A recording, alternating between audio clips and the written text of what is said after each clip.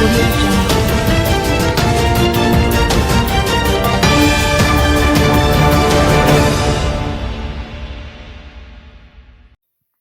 King charged with 2023 murder.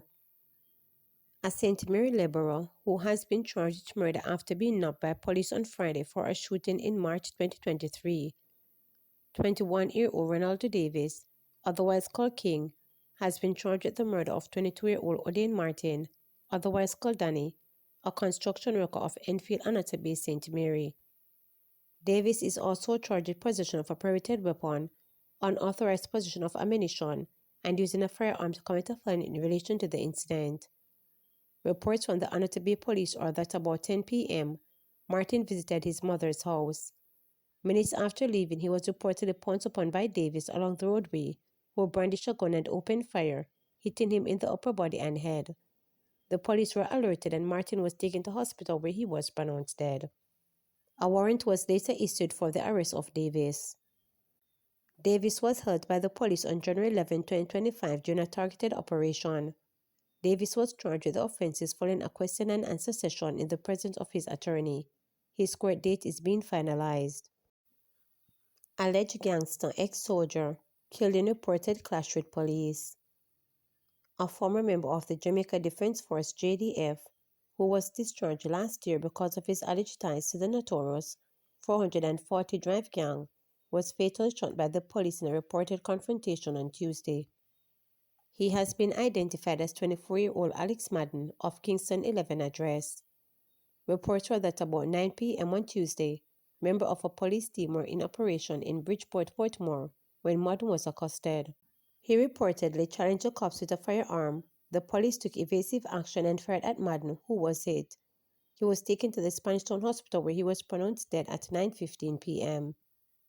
The police say a high-point 9mm pistol along with a magazine containing 6 9mm rounds was taken from Madden. According to sources, Madden is alleged to be a top-tier member of the 440 Drive gang, which has been involved in violent conflict in St. Andrews South Police Division since last year. He was linked to 3 murders and 1 shooting committed in St. Andrews South Police Division since November 2024. He was also wanted for questioning in connection with an attempted murder. The Independent Commission of Investigations Indicom is probing the incident. Road fatalities climbed to 17 so far this year. 17 people have died in 16 fatal crashes since the beginning of the year. The Island Traffic Authority says this represents a 6% increase in fatalities compared to last year, or 1 additional death. It also notes a 70% rise in fatal crashes when compared to a similar period in 2024. Motorcyclists account for 18% of fatalities so far, with pedestrians make up 47% of those killed on the roadway this year.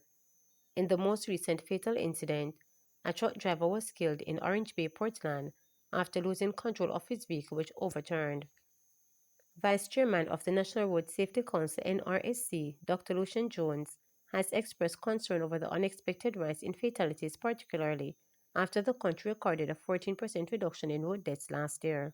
This is not what the National Road Safety Council had expected. This is not what the nation needs. We have to find a way very quickly to recapture the momentum that we gained in 2024. The breakdown shows that 8 pedestrians have died and 4 motorcyclists. And what is worse, there are 2 deaths that are under investigation, 2 motorcyclists. So it could be not just 17, but 19. We really hope some important steps will be taken at this meeting to try and pull back on the number of pedestrians who are dying in our country. We have another meeting scheduled with the Minister of National Security next week, Thursday. Again, we hope that this and other meetings can help us to deal with the matter of speeding, which is the cause for most of the fatal crashes so far for this year and for last year.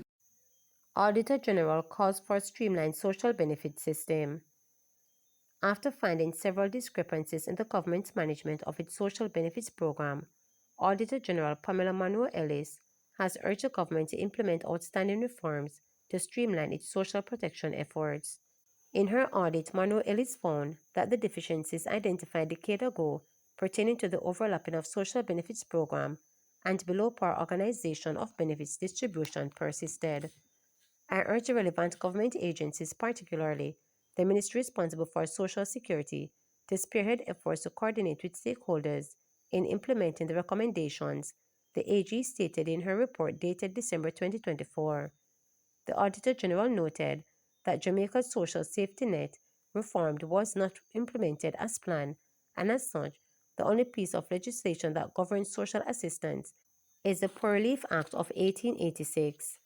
Under the SSN reform, the Poor Relief Act was to be repealed and responsibilities transferred to the Ministry of Labour and Social Security as the government moves to establish a unified benefit program under the National Assistance Bill, which would provide comprehensive social assistance to vulnerable groups, thereby ensuring that provisions are in law for poverty reduction and social protection focusing on the most vulnerable. A World Bank report in 2001 recommended a loan to assist the government reform the SSN project, noting that the SSN's cash assistance programs had little effect on poverty.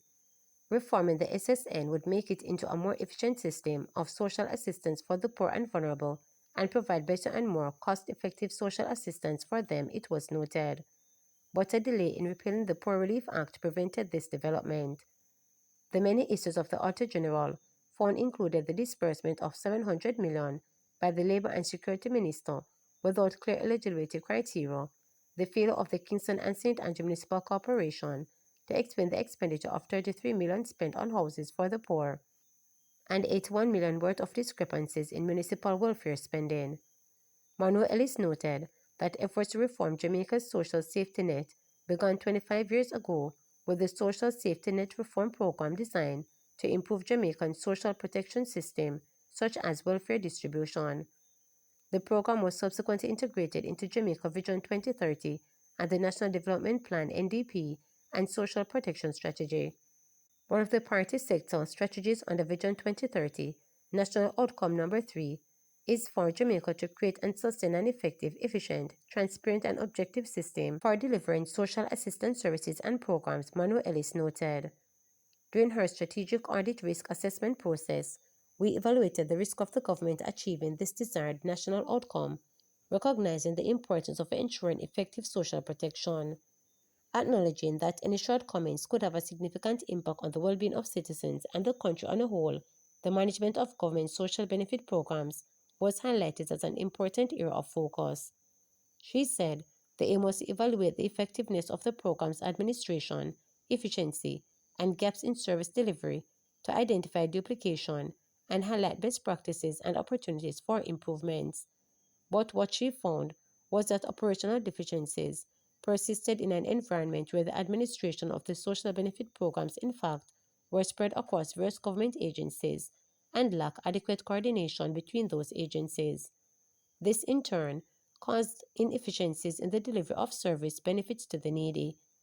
The audit found that efforts to reform social benefit distribution, a key part of the social protection system overhaul, has not progressed, Manuel Ellis stated in her report. She continued, the effectiveness of the government's social benefit program continues to be hindered by a fragmented and inefficient administrative structure, which is largely due to challenges in implementing long-standing reform measures aimed at creating a more streamlined and effective system of social benefit distribution. This has resulted in an environment where operational deficiencies persist, hindering the optimal delivery of social benefits to those in need. Remember to subscribe, like, share, and click the notification bell for daily updates.